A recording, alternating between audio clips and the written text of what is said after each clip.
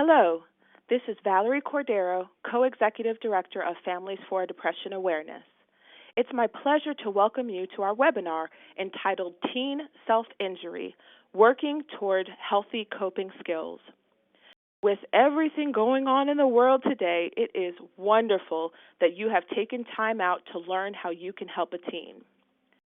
Toward the end of this 75-minute program, we'll have time for question and answer. We'll be pulling questions both from registration forms and from those asked live during the webinar. If you'd like to submit a question, use the question panel on your screen. We'll answer as many as possible in the time allotted. We have a wealth of information to share with you. Take as many notes as you can and feel free to download a printable version of the slideshow by selecting the PDF file at the top of your screen.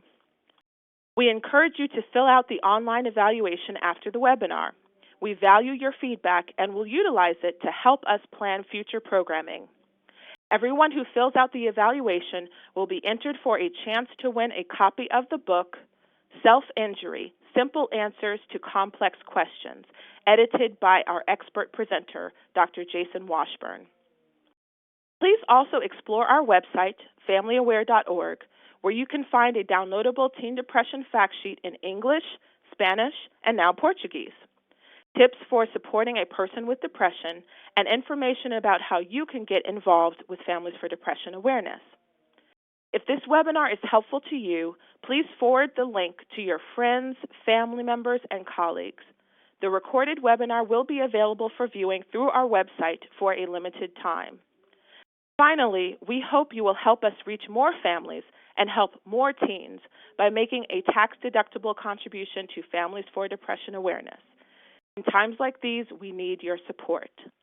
Thanks for being here. We will now begin the presentation. Before I review the agenda, I'd like to acknowledge that this subject matter in this webinar, it may be difficult or triggering for some people to hear. We recommend that listeners are in a healthy place with their own mental wellness before participating. If you do have concerns about your own wellness, please consult a mental health professional. So in this presentation, our expert presenter, Dr. Jason Washburn, will go over self-injury, how to identify it, how to respond effectively when a teen is self-injuring, so communication strategies, treatment options. He will also discuss healthy coping skills.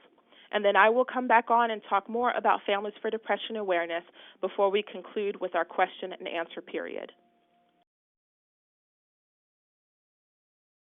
Just by participating in this webinar, you are doing your part to address teen depression.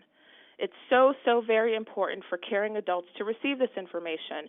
And this is not just the belief that we have as an organization. It is backed up by research. And I'd love to point you all to a recent study that came out last year where researchers looked at a group of youth.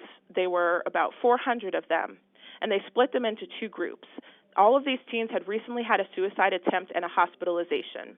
And so they had one group of teens identify a caring adult who received education about treatment, information about suicide prevention, and follow-up communications with professionals. And the other group just received regular information that they would if they had been hospitalized any other time. The researchers found that the group of teens that had a caring adult receive that information were more likely to be alive 11 to 14 years later. So we know that it is crucially important for adults to become educated about teen mental health and suicide prevention in order to reduce and hopefully eliminate teen suicidal behavior.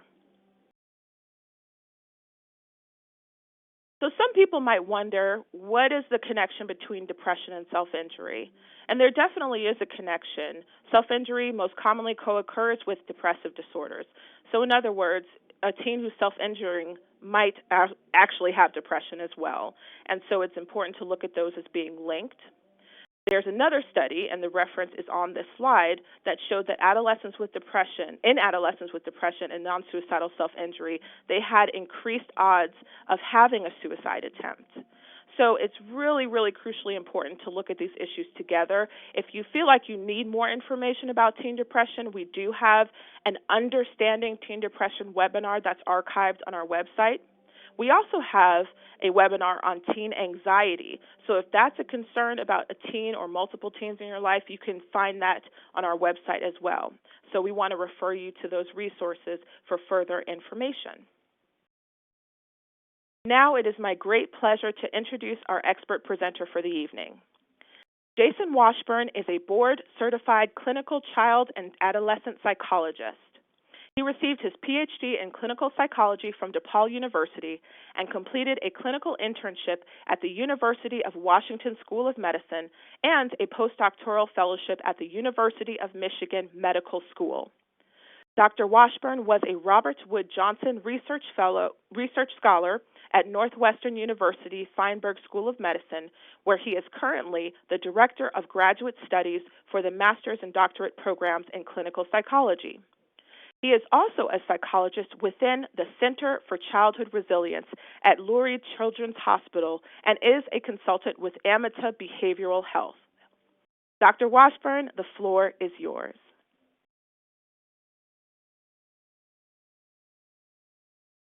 Great. Thank you so much, Dr. Cordero. I really am pleased to speak with everyone today about, what is really a difficult topic, which is non-suicidal self-injury. And this is a topic that is, again, not a pleasant one to talk about, but the good part of this is we're learning quite a bit about non-suicidal self-injury. So what I'm going to do is first give you an overview of non-suicidal self-injury to make sure that we're all on the same page and we understand what we're talking about here. So in thinking about non-suicidal self-injury, one of the first things that we want to do is make sure that we're all clear about what we're talking about here. Non-suicidal self-injury, as you see on the slide that's in front of you, is defined by the International Society for the Study of Self-Injury as the deliberate self-inflicted destruction of body tissue without suicidal intent and for purposes not socially sanctioned. Let me break this definition down a little bit because it is a little pedantic, it's a little academic, but it has some really important parts to it that is really critical for understanding non-suicidal self-injury. So first off, it's deliberate. It's purposeful. This is not something that somebody does as an accident. This isn't done as part of trying to do something else. It's done on purpose. And it's done to the self, right? So it's self-inflicted. It is something that somebody is purposely doing to themselves. And it involves some sort of destruction of body tissue. What that means is that there's going to be a cut or a bruise or a break. There's something that's going on where it's harming the body in a very direct way. And it's also done not for suicidal reasons. So this is not somebody who's wanting to perhaps die a little bit from what they're doing. They actually have no desire to die in that moment when they're engaged in that behavior. And we'll talk a little bit about why they might be doing it if they're not wanting to die. Why would somebody inflict damage upon themselves without wanting to die? Well, we're going to talk about the many reasons that people do that. So again, to repeat thus far, this is something that somebody is doing on purpose to themselves. It's resulting in some sort of damage to the body without wanting to die. And then the last part of this also is worthy of discussing, which is it's done for purposes not socially sanctioned. What that means is that sometimes we do things to our body that causes damage, and we do it purposely. Sometimes we do it to ourselves. And we don't do it as a form of non-suicidal self-injury. Instead, we're doing it for things such as beautification of the body. So take, for instance, an ear piercing. That's destruction of body tissue. It's deliberate, often self-inflicted, even if someone else is doing it. You're asking someone to do it. That would not count as non-suicidal self-injury. Same as tattoos. Same as other forms of body modification or body art when it's done for beautification or for other socially sanctioned purposes. Now, you might be saying as a parent, well, I don't sanction that. Well, that's true, but the society is not saying that that is a problematic behavior. So in that sense, then, we're not talking about any sort of cultural or religious practices that somebody may be engaging in that results in damage to one's body. That's kind of our general definition of non-suicidal self-injury. Now, on the next slide, you're going to be seeing all the different ways that you may have heard about non-suicidal self-injury. We're using that term very specifically here. So for shorthand, we'll often refer to it as self-injury, but the appropriate way to refer to it is non-suicidal self-injury, because that is a very specific term. And unfortunately, a lot of different terms have been used instead of non-suicidal self-injury. And these terms are less specific and oftentimes more confusing. And sometimes they're actually quite shaming and quite pejorative. So for example, when we look at terms such as self-mutilation, that or self-abuse, these are terms that often have a very negative connotation to it.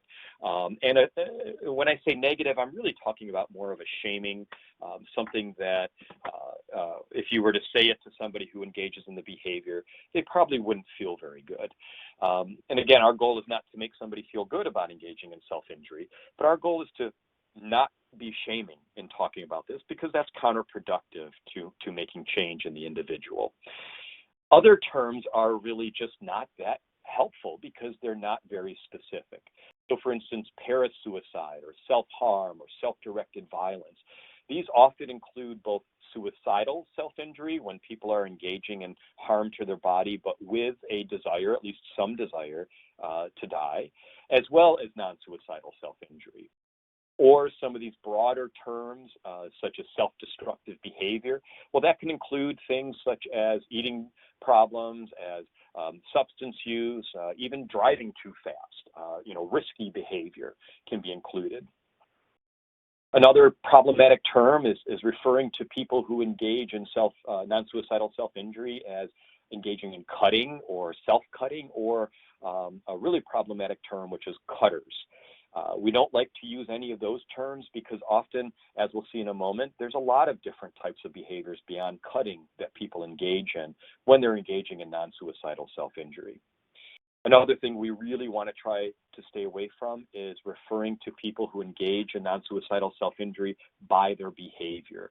So we don't want to refer to them as cutters. They are not cutters. They are people who are engaging in non-suicidal self-injury. Let me tell you, as a clinical psychologist who's worked on numerous treatment programs related to non-suicidal self-injury, it is much easier to change behavior than to change identity. So you don't want to reinforce somebody's identity as a quote-unquote cutter. So instead, we want to talk about the behavior, and we don't want to make the behavior somebody's identity. So there's a lot of different terms out there that we use for non-suicidal self-injury. We want to really get down to just using the non-suicidal self-injury terminology rather than anything else. It is the most specific, and it is the most accurate. And it is also the least pejorative, the least judgmental. It is very descriptive. And as we talked about, we don't want to use the term cutting because there's lots of different things that people do when they engage in non-suicidal self-injury. In fact, some of our research has shown that people engage usually between 2 to 3 types of different behaviors, as you can see here. So even though cutting one's skin is the most common method, we also see scratching of the skin, drawing on one's body with a knife, for example, burning, preventing wounds from healing, banging their limbs, all those kind of things. And we want to be clear, we don't want to give people ideas of things that they can engage in for non-suicidal self-injury, but it is important for us to understand all of the different things that somebody might be doing, and that things can present differently. Some people engage in non-suicidal self-injury without ever engaging in cutting of the skin, for example. Even though that's relatively uncommon, that can occur. For instance, in males, we often see things different than we see in females. Males often will engage in more burning or hitting themselves, and in females, we'll see more cutting or scratching behavior. So the key part of this is to understand that there's many different things that people may engage in when they engage in non-suicidal self-injury. And we shouldn't assume that they're just engaging in cutting of the skin. So given that our youth engage in lots of different types of things, and they might engage in things that we're not even aware of, a lot of times I will get the question of, well, how common is non-suicidal self-injury? As you can see on this slide, it is actually relatively common.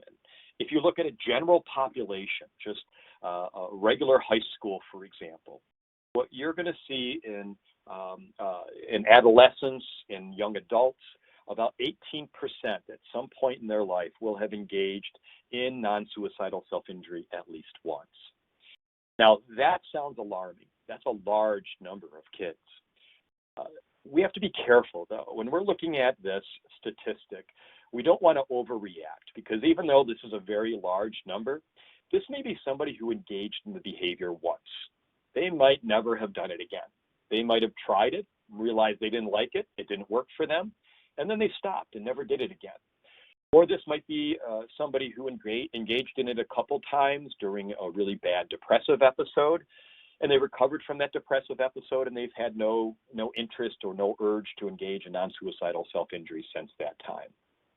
What we do have to be concerned about, however, is the individuals who engage in more serious non-suicidal self-injury.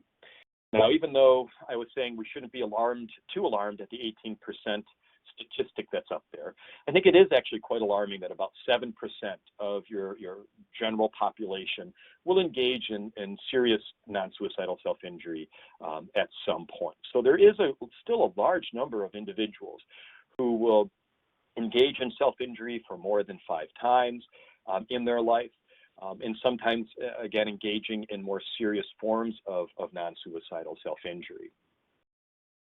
So we do have to be concerned in particular, and we're going to go over some of that criteria a little bit later, but we do have to be concerned about when somebody is engaging in non-suicidal self-injury multiple times, and that is when we have to start paying attention clinically and focusing more specifically on their self-injury as a clinical concern.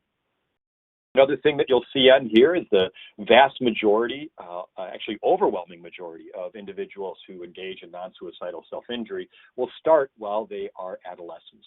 So typically it's going to be between the ages of 12 and 15 years old. We have seen an increasing number of younger kids engaging in non-suicidal self-injury, but still, by and large, the majority start this behavior in adolescence. Sometimes we will see kids start this in college, but typically they experimented with it while they were adolescents. Another thing that's important here is that we have not seen any significant differences across diversity characteristics. So we see this in males and females, even though the clinical level of non-suicidal self-injury is more common in females. We do see that when we look at least doing it once in their lifetime, males are about the same as females. We do see this same across race ethnicity. We don't see too many differences across race ethnicity, same with socioeconomic status. We see it across nations, for instance.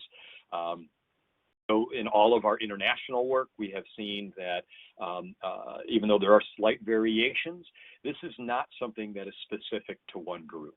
This is really hitting lots of adolescents and does not discriminate, as it states on this slide. Now, a key aspect to understanding non-suicidal self-injury is that it typically does not exist alone. What I mean by that is that usually when somebody has a clinical level of non-suicidal self-injury, self-injury that needs to be focused on specifically in treatment, they also will have other mental disorders that are co-occurring, that are happening at the same time. The majority of those will be mood disorders, as you see in this slide, either major depression or episodic mood disorders or other forms of depression. To a lesser degree, you'll see bipolar disorder as well, when you also have some mania. You'll also see anxiety commonly co-occurring as well. On this slide, what you're seeing is when anxiety is the primary disorder. Oftentimes, you'll see anxiety co-occurring along with depression. Much less common do you see anxiety without depression, but it does occur. Same with eating disorders. There's actually a fairly strong overlap between non-suicidal self-injury and eating disorders, but typically you're also going to see a primary disorder of depression when you see self-injury. And then you might see also eating disorder symptoms or a full-on eating disorder as well. Now, you do see the disorder of impulse control disorder. That is a disorder that's actually very specific to some of the treatment programs that we have run. And the reason I say that is because non-suicidal self-injury is not currently a disorder. So some psychiatrists will identify impulse control as impulse control disorder as a way of identifying the non-suicidal self-injury. So typically you're going to see, again, depression. You're going to see anxiety. You might see eating disorders that are going to be co-occurring with the self-injury. Now, given that non-suicidal self-injury commonly co-occurs with depression, you also see an association between non-suicidal self-injury and suicide. In fact, a lot of times we, as Dr. Cordero said in the introduction, we see that non-suicidal self-injury is a better predictor of actual suicide attempts than depression, and often even a better predictor than current suicidal ideation. The only thing that tends to be a better predictor of non-suicidal self-injury is past suicide attempts. So it is pretty strongly linked to suicide, but yet it is fairly different than suicide, as you can see by this slide here.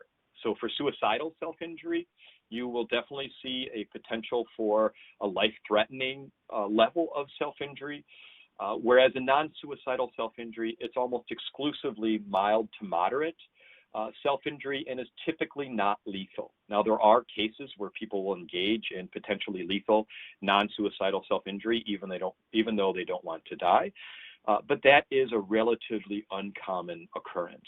Typically, you're going to see very mild self-injury where there's really no medical care needed, or moderate self-injury where you need very minimal medical care, such as a bandage, such as cleaning a wound and things like that.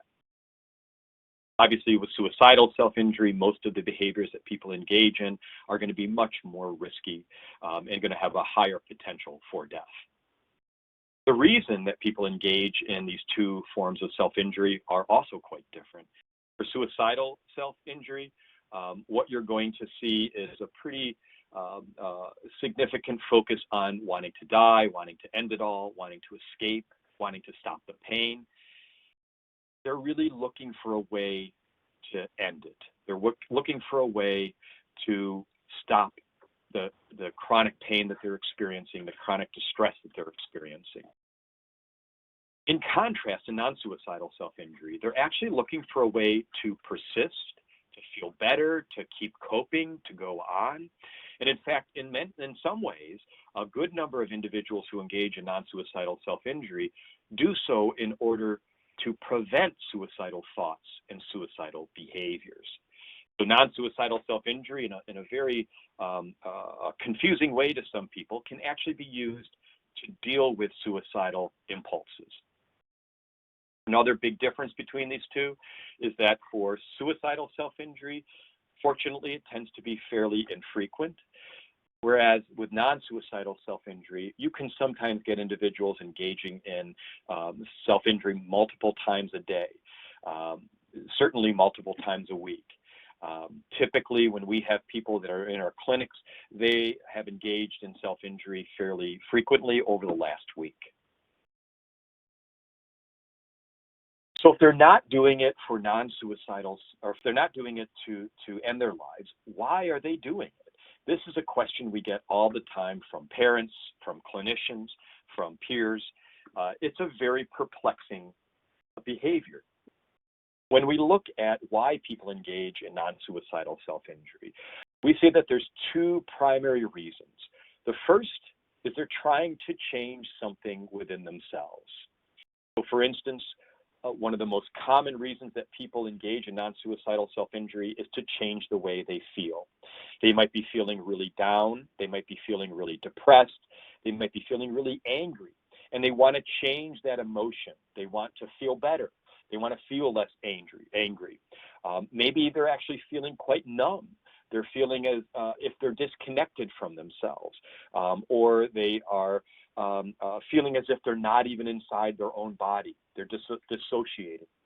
So they might engage in self-injury to feel something. They might engage in self-injury as a way of creating a physical wound when the emotional wound can't be cared for as easily.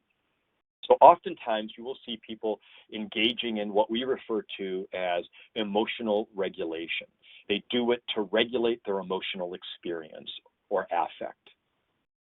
The other reason that people engage in non-suicidal self-injury is to change the behavior of others. Now, this is a much less common reason, but it does occur sometimes.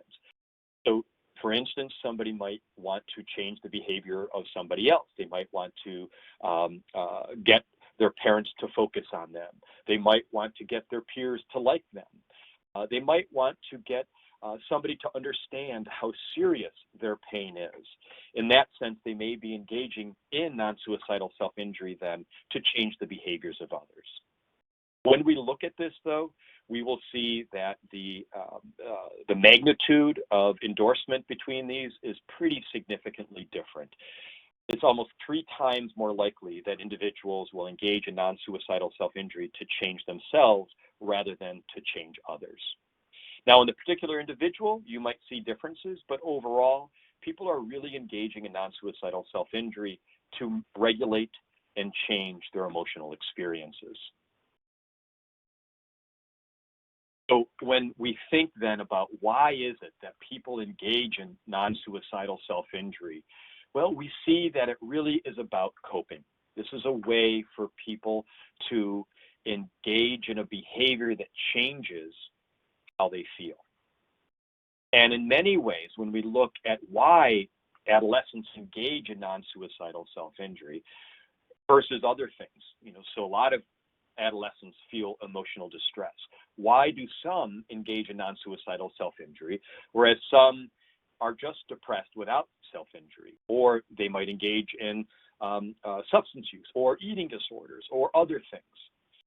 Why is it that people will pick self-injury? Well, there's a couple different reasons. One is that for many, it reflects the way that they feel inside.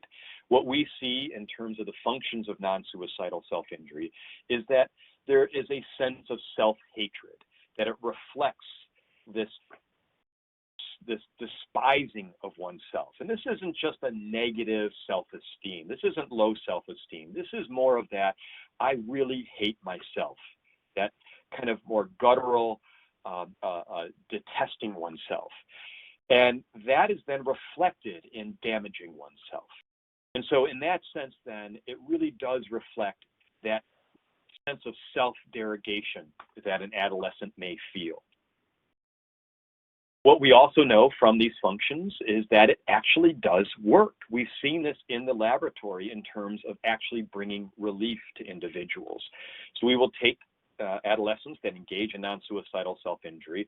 We'll do a form of pain-inducing, but not necessarily not damaging experiment. So we'll have, for instance, a dull pointer poking into their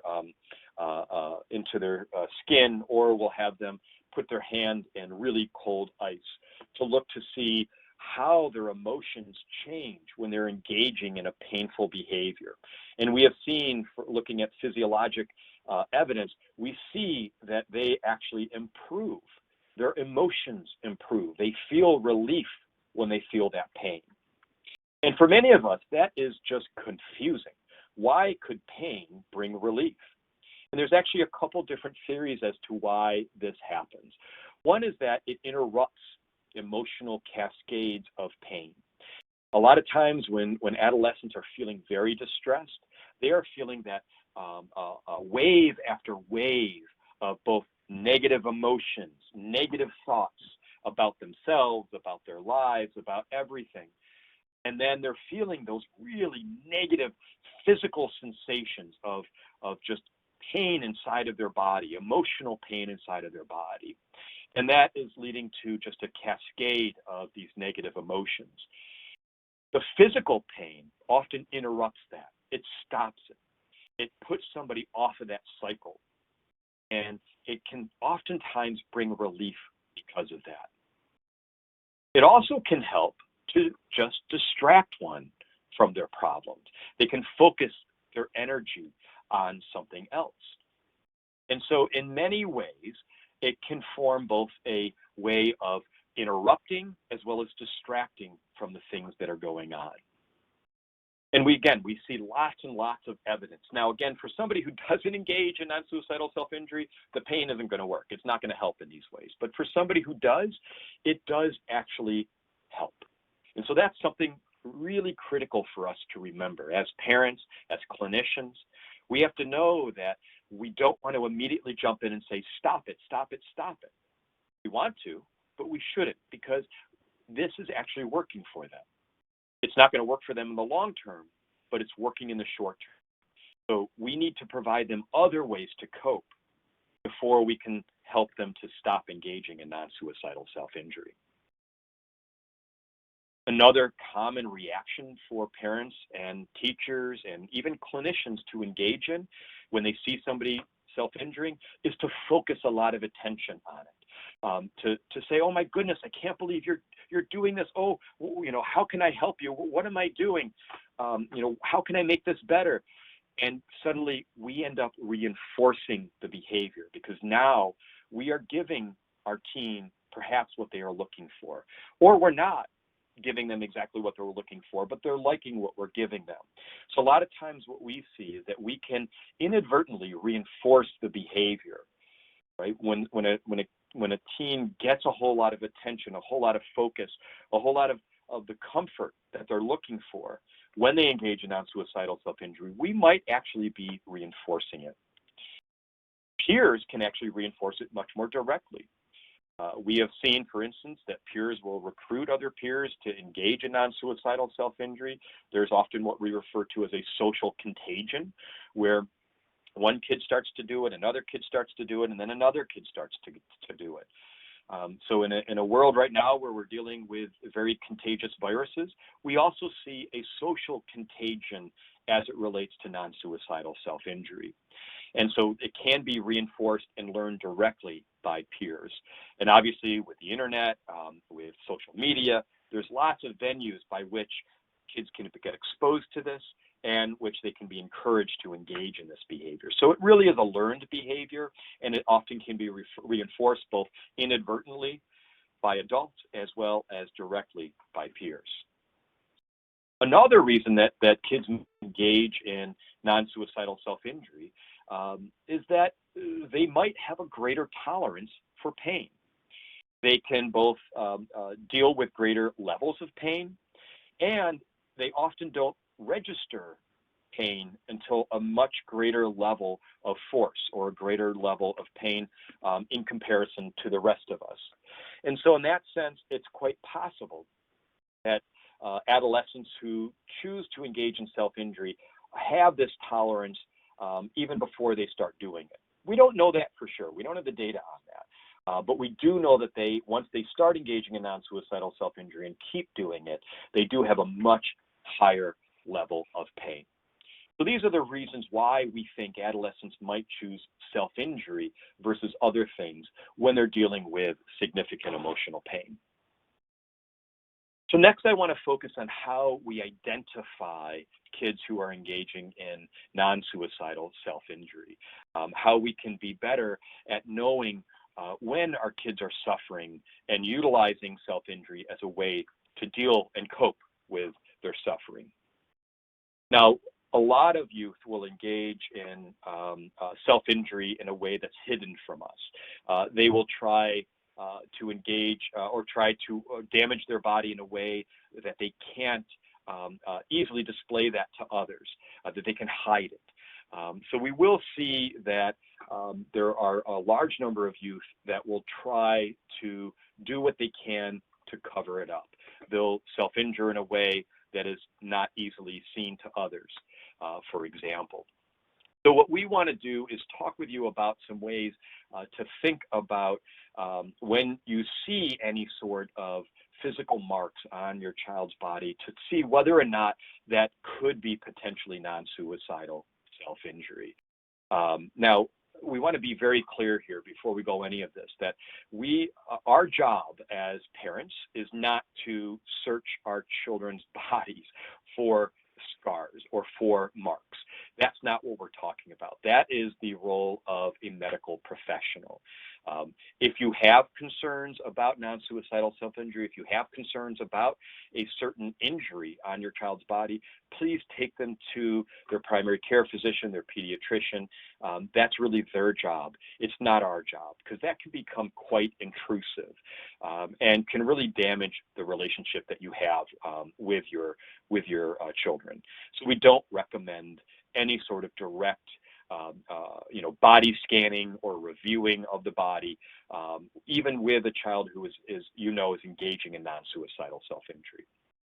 But here are some ways that you can look for obvious signs that somebody is engaging in non-suicidal self-injury. So if you're happening to see a lot of injuries occurring, some kids are clumsy, they get injuries. But if they're getting a lot of injuries and it's atypical, so maybe it's been an increase in the number of injuries, that's suggestive that something might be going on, particularly if it's the same type of injury. So it's a repetition of the same type of injury over and over again. Or the injuries are in multiple stages of healing. That suggests that somebody's going from one injury to the next injury to the next. In particular, if the injury is on the opposite side of their dominant hand, so if their dominant hand is the right hand, you're going to see most of the injuries occurring on the left side of the body. The most common areas are going to be arms, legs, or the stomach. But you will see some more unusual parts of the body as well, particularly in kids that are doing a lot of this and trying to hide it. Again, we don't want them to be in a position where they feel like they need to hide it from us. So that's why, again, we're not trying to be detectives here. We're not trying to invade their privacy and search for those scars, because they will then go even more and more undercover. And as they do that, they go to more and more dangerous parts of the body. You will sometimes also see injury clusters, a lot of injuries occurring in one spot. Obviously, the shape, size, and direction of the injury is going to give you a clear indication of this. So if you're seeing, very similar straight cuts, if you see that it's occurring in line with the direction of their arm of the opposite side, that's going to be very clear. And of course, again, the type of wound. It's just many wounds are just not going to occur naturally. So a lot of those are going to give you some obvious signals that something is going on. But this isn't the only way for us to indicate when or to identify when somebody is engaging in non-suicidal self-injury. There might be some very clear behavioral signs as well. So, again, if you're asking about a wound that has occurred or something that is, they're becoming more, they're hiding more, so as it says there at the bottom, they're refusing to put on a bathing suit, or they're trying not to participate in sports. They're wearing long sleeves or pants in the middle of summer. Something is going on then. And it may or may not be non-suicidal self-injury. Any of these things don't necessarily indicate that they're engaging in non-suicidal self-injury. But these are things that you should be considering, looking into.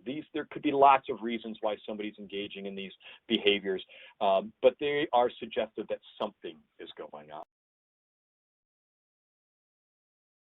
For our next a couple minutes, I want to talk about how we should respond when we think or we know our teen is engaging in non-suicidal self-injury. And we want to be effective in that response. Sometimes our response, especially the initial response, will kind of color our whole relationship and discussion about how we deal with non-suicidal self-injury. So, the first thing to do is that we have to be calm. And that is probably the hardest thing to do, is to really take a moment and take a break. So if you see, for example, that your teen is engaging in potentially non-suicidal self-injury, or let's say you get a call from school that they're engaging, that they were found in the bathroom engaging in non-suicidal self-injury, you don't want to respond immediately. You want to take a few breaths. You want to calm down. First off, again, as we know from what we talked about earlier, your teen is not in immediate jeopardy. We are concerned. There is obviously an association, a link between non-suicidal self-injury and suicide in some youth, but not all youth. It doesn't mean that they are in immediate jeopardy. What it does mean is that they are struggling with their emotions, right? That they are in pain. They are experiencing, most likely, a real strong sense of self-dislike, of self-hatred. So we have to take a step backwards. We have to stay calm, and we have to think, how do we want to deal with this? So once we get ourselves collected, once we get ourselves ready to deal with this, we want to keep in mind some do's and don'ts with talking to our children about this. So a couple of don'ts first. One is, very much like with the use of the term non-suicidal self-injury versus other terms, we want to be very careful that we do not come across as judgmental. We might be completely confused by their behavior. We might be upset about them doing this. We might have that thought of, how could you do this to your beautiful body? How could you do this? We don't want to share that with them, though. We don't want to be judgmental. We don't want to overreact. We don't want to blow this up into something big, because then it might become something big. We also don't want to minimize. A lot of times I will hear this, not only from parents, but also teachers, even some clinicians, unfortunately. I will hear them say, no, they just do that to get our attention. That is also not accurate. Now, wanting to get something from somebody might be part of the equation, but it's usually not a big part of it. And it's usually not them trying to manipulate us. What is manipulation? All manipulation is trying to get my needs met from others. We all do that. There's absolutely nothing wrong with that. We just need to help our youth to do it effectively, right? And to do it for the right reasons. So a bunch of don'ts here, okay? Another one here is we don't want to say, well, don't do that. Instead, why don't you go ahead and just take a marker and mark up your skin? So we don't want to do a replacement behavior either. We don't want to jump to any of those conclusions. We don't want to jump to, well, do this, do that. Instead, we want to just take a moment, right, and think about, why are they doing this behavior? We want to help to understand what's behind this. The functional model of understanding self-injury is a key, is an absolutely key to understanding how to work with your youth, how to work with your teens on self-injury. What is it that is leading them to use non-suicidal self-injury as a way to deal with how they feel, as a way to deal with how they're getting along with others? And we want to look at non-suicidal self-injury simply as a behavior. It's a behavior that reflects something deeper, but it is ultimately a behavior. The other thing that we want to do is, when we're talking with others, we want to be very careful when we're talking with our youth. We don't want them to explain in detail what they're doing, particularly around others. We want to make sure they're safe. If we're concerned about their safety, we want to bring them to a medical professional. But ultimately, we don't want them to go into great depth about what they're doing. And the reason why is we don't want to reinforce it. We don't want them to get a reaction from us. We also don't want them to be talking about this in front of others. We don't want the contagion to occur. So again, what we want to do instead is really focus on the function of the behavior. We want to really focus on understanding why they are doing this. A couple other quick things here. Number one is, we do want to be careful that this is not indicative of a more severe injury. That sometimes kids that engage in non-suicidal self-injury will actually make mistakes and hurt themselves more than they want to. So we do want to assess for immediate danger. We want to know how serious it was, the injury, and if necessary, seek medical attention, okay? We want to be calm, and we want to talk to them in private. So we have an example here. So I notice that you have some wounds on your arm, and I know that this can be a sign of cutting. Are you injuring yourself? So asking directly about it. And again, doing it calmly, doing it privately, and doing it with a sense of concern. I care about you.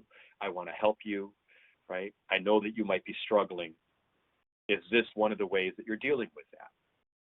We want to be respectfully curious, right? Where in your body do you tend to hurt yourself? Or do you find yourself in certain moods when you injure yourself? So once you get into a discussion, you want to show curiosity about this, as well as concern. And then help them to engage in identifying the next steps. Right? I'm concerned about you. Maybe we can work with somebody to help you to find other ways to deal with your emotions rather than this. And then to really work to get a formal evaluation and help. Now, if we are concerned, however, that this is indicative of potential suicidal self-injury, or if you can't get your teen to say that it was, purely for emotion regulations or other reasons, if they're saying, well, I don't know, there might have been some wanting to die coming from this, then we have to be more concerned that this was not non-suicidal self-injury, but potentially suicidal self-injury. Luckily, these days, we have lots of opportunities to get help. So on this slide, we see the Suicide Prevention Lifeline, the Crisis Text Line, the LGBTQ Crisis Line, the Trans Lifeline. There are lots of opportunities for us to get help immediately. And so if you do have any concerns around actual suicidal behavior, suicidal thoughts, suicidal feelings, you want to get help immediately for that. All right, let's transition to talking about treatment. The good news around treatment is that we do have ways to treat non-suicidal self-injury. So there are ways to improve the situation. This isn't something that we need to be hopeless about. One of the things, though, that we want to be very careful about is not pushing the ultimate goal of treatment, which is to stop self-injuring. That is the ultimate goal, but it's not our initial goal. Our initial goal is to help them to come up with less dangerous forms of coping and dealing and regulating with their emotions. We want them to engage in safe and effective forms of self-injury, but we also want to acknowledge that the self-injury in and of itself is effective for them. A lot of times we surprise teens when we say, so how does self-injury work for you? And they say, wow, you know that? And we're like, yes, we do. We know it is effective. It might not be effective long-term, and it causes a whole lot of other problems, but we understand it does something for you. So how can we find other ways to do something for you? What else can we do that's going to be less dangerous, that's not going to cause all these other problems, like infection, like scars, that aren't going to lead you to eventually make worse and worse forms and more dangerous forms of non-suicidal self-injury. So acknowledging that this is effective in the short term, but we're going to help you to come up with other things in the short term that can also be healthy. Or be effective. So what we want to do is help them to develop healthy, positive, and proactive ways to deal with their emotional distress, to deal with the problems that they're having in their everyday lives. And eventually, long term, we want them to stop using self-injury altogether. But that is not the first thing that we want to do. Again, remember, it works for them. If we take it away, they might not have anything else that's working for them. So we have to give them other things that work before we get them to start working on stopping the self-injury. As I mentioned, there are lots of really effective treatment options out there, lots of individual and group psychotherapy that's out there, cognitive behavioral therapy, dialectical behavior therapy, family therapy, have all been shown to be effective in treating non-suicidal self-injury. A lot of times I'll get questions around medication. People will say, well, what medication can I take for non-suicidal self-injury? There is no medication for non-suicidal self-injury. There are medications that can be used to also treat the co-occurring disorders, such as depression or anxiety or bipolar disorder. So in that sense, then, those are often targeting some of the symptoms or the co-occurring disorders, but really it's ultimately going to be psychotherapy that is going to address the non-suicidal self-injury specifically. If you have a child who's also engaging in alcohol or drugs, that can really interfere with treatment. It can also make it more likely that they're going to either make a mistake while they're self-injuring and hurt themselves more than they want to, or it can also lead to a greater likelihood that it would transition from non-suicidal self-injury to suicidal self-injury. So you do want to address alcohol and drugs very directly when you have somebody engaging in non-suicidal self-injury that's also substance using. Sometimes when you have really complicated cases, you are going to want to look towards more intensive treatments, such as intensive outpatient programs or partial hospitalization programs. When there is concern for suicidality or very serious non-suicidal self-injury, or again, those really complicated co-occurring disorders like eating disorders or alcohol and drug use, you might want to need, or you might want to explore inpatient hospitalization in that sense. Other things that you want to think about in terms of treatment is that, as you can see with the theme here, that everything else here is important. We need to regulate ourselves, broadly speaking: sleep, exercising, eating, mindfulness, all the things that are really important, especially in this time right now. There are other ways to get help. There's some really great self-help groups, both online as well as in person, and support groups. There's lots of materials that are out there on the web. Even though there's some really scary things out there of people trying to promote self-injury, there's actually lots and lots of groups out there working to help people with their self-injury. So we would encourage you, even if you're in individual therapy, to also engage and work with your child to engage them in some of these other support networks that are out there. This slide is really underscoring the absolute importance in treatment of non-suicidal self-injury of developing emotional regulation. That is an absolute key here. We need to help our youth to improve how they are regulating their emotions. Emotion regulation is the way out of non-suicidal self-injury.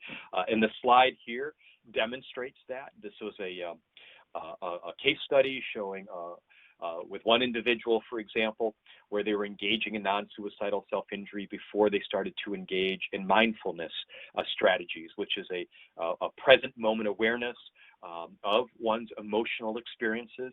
So for instance, non-suicidal self-injury is used to run away from their emotions, to escape from their distress, to change their emotional experience. Mindfulness, or present moment awareness, is about embracing your emotional experience, not running away from it, realizing that your emotions are not going to overtake you, that you can manage your emotions. And what this is showing is that over time, the self-injury can go down as you utilize emotion regulation techniques such as mindfulness. So again, thinking about healthy ways to develop emotion regulation strategies, and also understanding that emotion regulation strategies, as you saw on the prior slide, they take time to develop. Mindfulness is not an easy thing to learn. It is hard. Emotion regulation strategies are hard. And in the meantime, some youth are really going to need healthy coping skills. Now, what do I mean by coping skills? Coping skills, or what I refer to these as, are distress tolerance skills. These are really skills to help to get somebody through the moment. This just helps people to not make the situation worse. So they're not necessarily actively changing and managing one's emotions or improving the way that they interact with others. Instead, this is about making sure the situation doesn't get worse. So if I feel like, for instance, engaging in non-suicidal self-injury, I might do some of these other things that might help to distract me from it. These are much healthier alternatives than non-suicidal self-injury. So these healthy coping skills can be very helpful when somebody is incredibly distressed. But keep in mind, this is not enough. These are going to help distract. These are going to help keep the situation from getting worse, but they have to engage in active emotional regulation to actually get better, to not need non-suicidal self-injury anymore.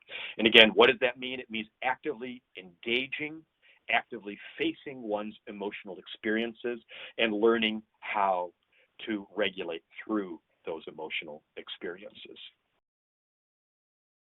Fortunately, there's lots of good resources out there. So this page is a PDF of distraction techniques and alternative coping strategies for when somebody is feeling extremely distressed. This is from Cornell's research program on self-injury and recovery.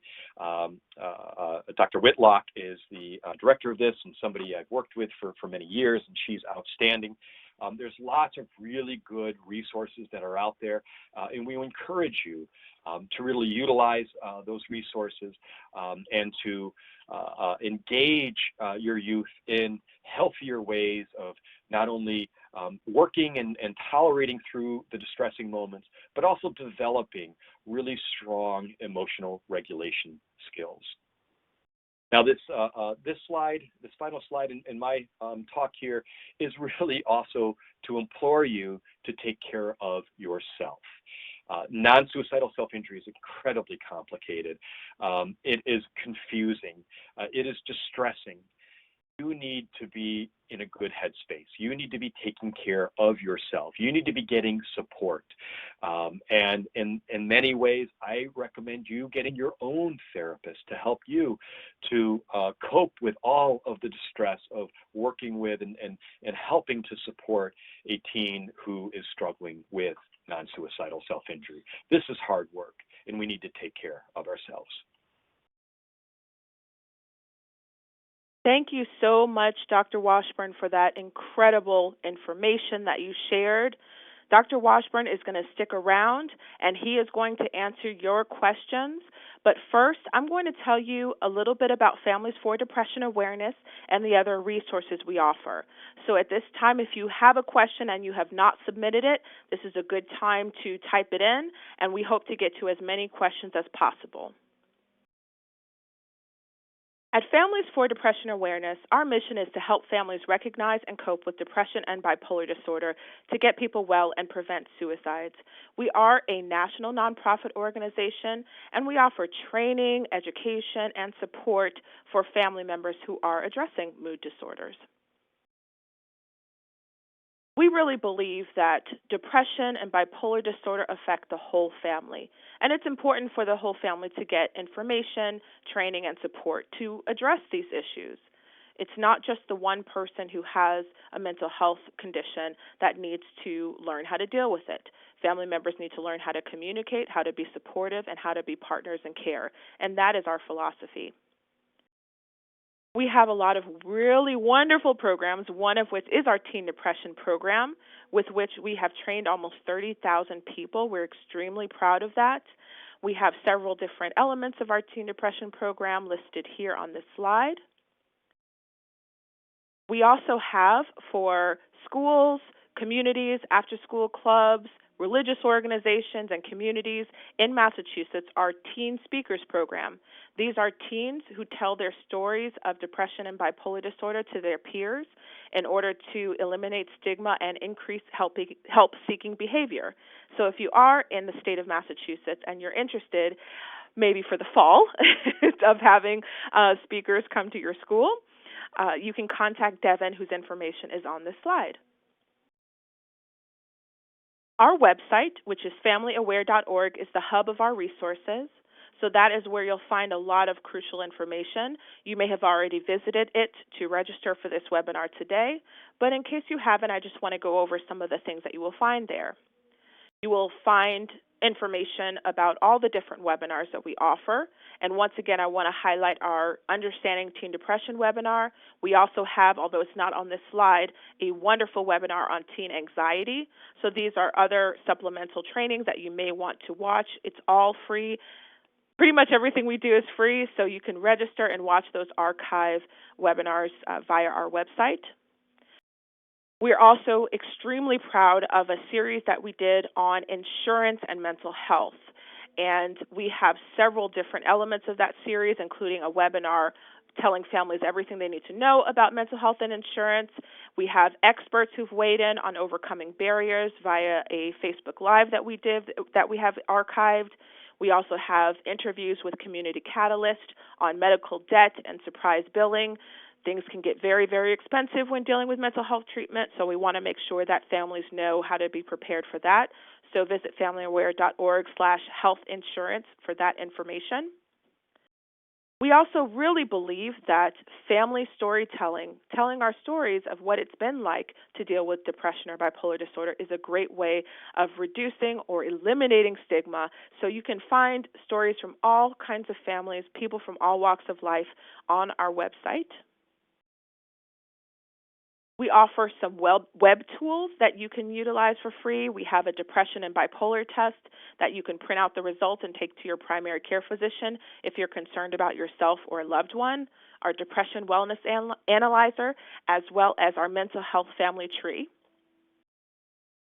You can also get more information about the publications that we offer, including brochures on adult depression and adult bipolar disorder, our Coping with Stress brochure, and our magnum opus, which is our caregiver handbook that we just produced a short while ago that is really a wonderful resource for families. If you represent a community or a school that is looking to purchase some resources for your teen student body or for the young people in your church, we'd like to recommend our custom teen resource cards. These are information cards that fit in a teen's wallet or in the back of their phone, and it talks about how to recognize certain signs of teen depression, some different coping skills, and it also has resources for national numbers that they can call for additional help. So if you're interested, please look at our website for those teen resource cards. I want to give a big thank you to our presenter, Dr. Jason Washburn, who is about to answer your questions.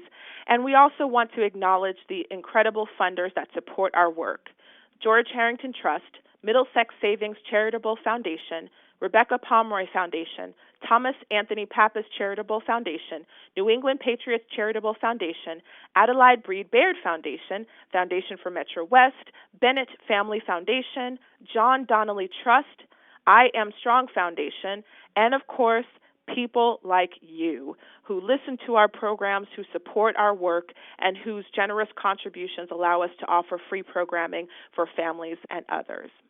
So thank you, thank you, thank you to all of you.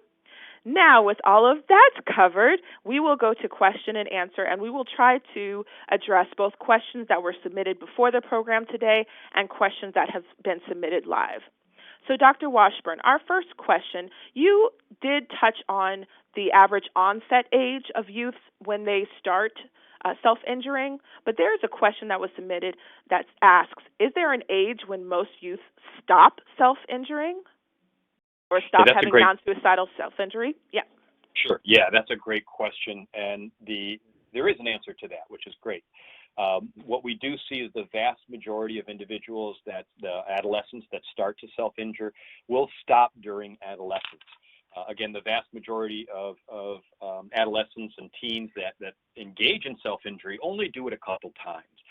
Now, those individuals that do it multiple times and are more in a clinically severe population, they will sometimes engage in it throughout adolescence and sometimes in what we refer to as emerging adulthood, which is between the ages of 18 to about 25.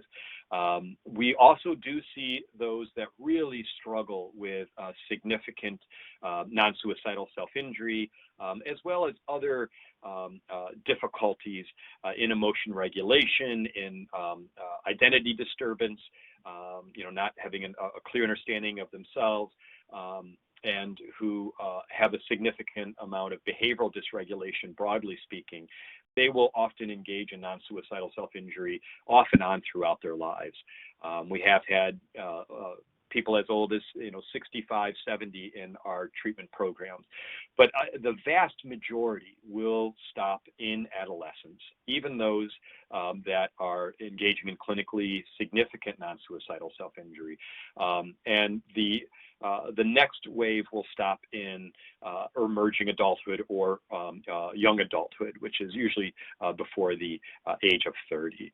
So some do continue on, but the good news is the vast majority do stop engaging in it, either in their adolescence or in their emerging or young adulthood. That is good news. Thanks for sharing that. We have a question that was submitted live and one that was similar that was submitted ahead of time about contagion, and you mentioned it earlier. So there's two parts to this question. First is, how do you address contagion when there are students or a friend group in a school that are self-injuring together and maybe causing each other to continue in some kind of way? And then also, what about within a family? For example, if a sibling is engaging in non-suicidal self-injury, and it may affect negatively the other sibling. So can you address those issues, please? Absolutely, those are great questions. And the fear of non-suicidal self-injury, going and spreading from one individual to the next, it's a real fear. Again, just like with staying calm in terms of talking to your teen, it's also important for us to stay calm about this. The majority of individuals don't engage, majority of adolescents don't engage in non-suicidal self-injury. So even taking our most, our highest numbers of self-injury, majority of kids who are going to be exposed to this will not do it. The kids who are vulnerable are more likely to do it. So kids who are vulnerable to either the influence of other strong friends or peers that have a big influence over them, those kids who are vulnerable because of mood problems, depression, anxiety, bipolar disorder, those are the kids that are going to be at greater risk. So how do we prevent that both in schools, in peer groups, and within the family? Well, one of the things to do is, if there are a group of kids who are encouraging each other or encouraging others, you directly address it with them. You get them to engage with you as best as possible on understanding the severity of this, understanding that they're influencing other people. You work with them on engaging them through motivational enhancement and motivational interviewing techniques to understand the positives and negatives of this for them, and that that perhaps they might want to try doing other things, that they might want to, or if they're going to continue to do non-suicidal self-injury, that they try their best to not influence others who might be at greater risk for this becoming more problematic. So you do your best through working with them directly addressing this, doing it again in a non-judgmental, motivational interviewing, motivational enhancement way, where you're helping them to understand the balance between the positives and negatives of this. Another thing you can do is make sure that when they are talking about this, either in schools or in peer groups or in families, that if they are talking about it with you and there's others around, that they're using that code word that we talked about earlier, that they're saying, something such as, I think I'm doing that, I think I'm humming that song to myself again, or I'm having that thought that I just don't like. That some sort of cue, some sort of code word, or my elbow's itchy again, something, whatever it is, that is an innocuous cue that's not going to raise the questions from others, so that they're not sharing it with others. That if they are self-injuring, that they are keeping the scars covered until they can decrease their self-injury. So, again, trying to get them to not talk about this with others, trying to work with them to get them to go on your side, to understand that they shouldn't be getting others to engage in this, because it could be, even though it's working for them, it might be very problematic for somebody else, and they don't know who it's going to be problematic for. And to ultimately work with them so that they are not engaging in non-suicidal self-injury, but instead engaging in other healthier behaviors. Absolutely. We have two questions that are similar about co-occurring disorders or co-occurring behaviors. So one question was about non-suicidal self-injury and autism. It's from a parent who has a very gifted child who also deals with depression and harms themselves by hitting themselves. Is that categorized as non-suicidal self-injury? The other question is about any correlation between non-suicidal self-injury and borderline personality disorder. Excellent questions again. You all are addressing things that I would normally do in a much longer talk, so you're really picking up on the important parts. of non-suicidal self-injury. So thank you for these great questions. In terms of autism spectrum disorder, a lot of times we will see autism spectrum disorder and what we refer to as self-injurious behavior occurring together. Now, self-injurious behavior is slightly different than non-suicidal self-injury. Self-injurious behavior is usually engaged in out of a sense of self-stimulation. It's usually more of what is sometimes referred to as a stim behavior, rather than necessarily engaged in as a form of emotional regulation. Now, the line between those two aren't as crisp as I might have painted them to be. A lot of times individuals with autism spectrum behavior will engage in self-injurious behavior as a form of self-stimulation, but they also can engage in it when they're distressed and they don't have other ways to deal with their distress. The challenge with autism spectrum disorder is that it can be harder for them to identify their emotions. It can be harder for them to then engage in other emotional regulation strategies when they haven't identified their emotional state. So they might get to a level of, they might go from 0 to 100 a lot quicker and have a harder time identifying the antecedents to that, the things that are leading up to that. So it can be a mix of things. There can be these self-regulatory aspects to within autism spectrum disorder that you see outside of autism spectrum disorder. It can also, however, be more of that self-stimulating behavior or that stimming behavior that you sometimes see in autism. And about borderline, borderline. Yeah, as it relates to borderline personality disorder, yes, the answer to that is there is a definite association between borderline personality disorder. And borderline personality disorder is characterized by dysregulation of emotions, dysregulation of behavior, both suicidal and non-suicidal self-injury, as well as dysregulation of interpersonal behavior. And also, as I mentioned earlier, dysregulation, or hinted to earlier, dysregulation of identity, having a harder time of understanding oneself. And so with borderline personality disorder, a lot of times people will say, well, that only happens in adults. Well, that's actually not true. We can identify borderline personality disorder in adolescents. It can be reliably diagnosed.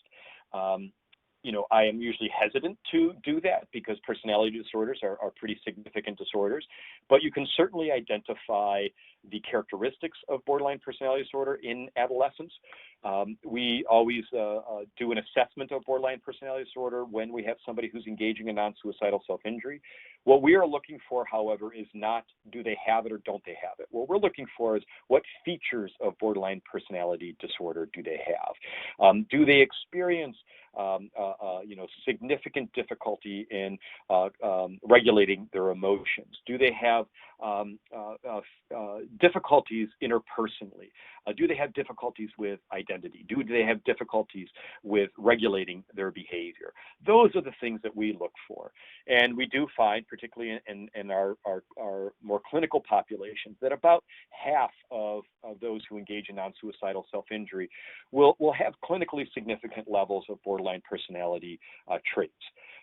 Some will have very, very significant levels of traits. Some will have moderate levels. But about half will have enough concern in that area of borderline personality disorder that we would also want to address some of those symptoms directly in addition to the self-injury. But keep in mind, a half don't. So now when I say don't, again, this isn't categorical. They might have some features of borderline personality disorder, but they're not to the level where we're thinking it needs to be, a primary source or primary focus or target of treatment. It doesn't mean it won't be a target of treatment. There might be aspects of it that you are going to target. There are individuals who engage in non-suicidal self-injury, though, that don't have any symptoms of borderline personality disorder, or at least any symptoms that we're concerned about. So there is a wide spectrum, but we do see about half will have co-occurring borderline personality disorder traits. Okay, thank you for that answer. Another question, does non-suicidal self-injury behavior tend to progress over time? So in other words, should parents be more worried if their teen has been engaging in non-suicidal self-injury for a long period of time? Is there a danger that it will escalate and either become more frequent or become more dangerous to their bodies? Yeah, another great question. What I will say is we actually know very little about this from an empirical, from a research perspective. A lot of what I've talked about so far has been really strongly supported by the available evidence. I'm now going to give you what we see clinically. And again, just caution that there isn't a whole lot of longitudinal research where we followed people for many years who have engaged in non-suicidal self-injury. There's some out there, but not a ton. What I will say clinically is, yes, we do see a progression. We actually have some data that support kind of different levels of severity of non-suicidal self-injury. And what we see is that those that continue to engage in non-suicidal self-injury over longer periods of time, I'm talking about a couple years at a time, will often start to have greater urges to engage in self-injury. They will sometimes feel the need to engage in self-injury even when they're not emotionally distressed. So they got to get a little bit of an itch for it, a little bit of an urge for it. And so they start engaging in it in a more habitual way. We often see that those individuals will start to engage in more frequent self-injury as well as more severe self-injury over time. And they often will experience much more significant borderline personality disorder traits, and they will generally be at higher risk for suicide attempts, as well as other co-occurring conditions such as eating disorders and substance abuse. So we do get concerned when somebody has engaged in self-injury for a prolonged period of time. But again, a lot of that is based on our clinical experience. We've had programs, and I've been worked with programs that have seen thousands of patients. And so this is usually going to be the smaller proportion. This is usually not a large number of individuals, but if you do have somebody, a loved one, that is engaging in self-injury repeatedly over time, we have not seen that. We have seen that progress. We have that is usually not going to just maintain at a certain level. It usually progresses. Okay, that's good to know.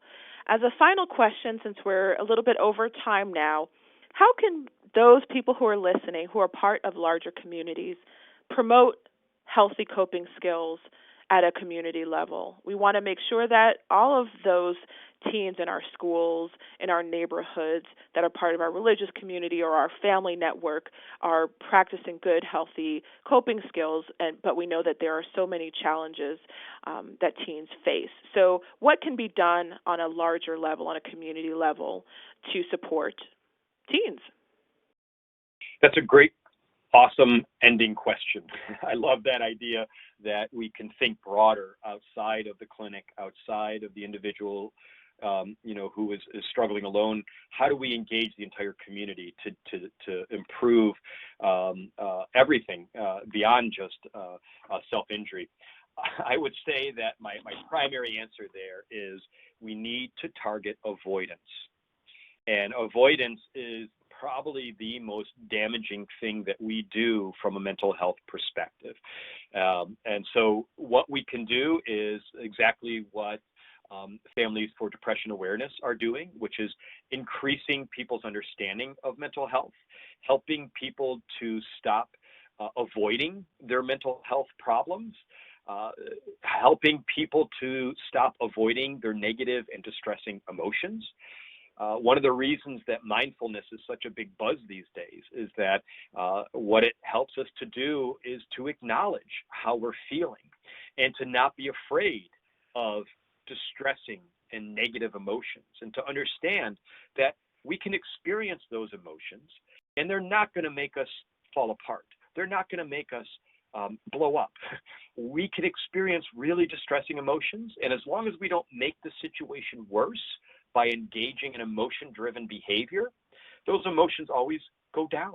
Those emotions always get better, right? Doesn't mean that depression goes away magically, but it does mean that height of feeling really, really awful will get better. as long as we don't make the situation worse. So when we avoid, we engage in emotion-driven behavior like non-suicidal self-injury, like eating disorders, like substance use, like ruminating over how much I hate myself, right? Or how horrible my life is, or how nobody likes me, right? Those are all avoidance techniques. So we need to just acknowledge, right now, I feel awful. And what kind of emotion do I feel in that sense of awful? And helping to identify our thoughts, our emotions, so that we can directly acknowledge those and then work to solve them and engage in effective behaviors rather than emotion-driven behaviors. Avoidance equals emotion-driven behaviors. Emotion-driven behaviors equals making the problem worse. Directly address avoidance. Wow, that's a wonderful and powerful ending message from you. So thank you again, Dr. Jason Washburn, for your expert opinions, your knowledge, the research that you've brought us, and all the great advice that you provided for parents, other caring adults who are interested in learning about teen non-suicidal self-injury.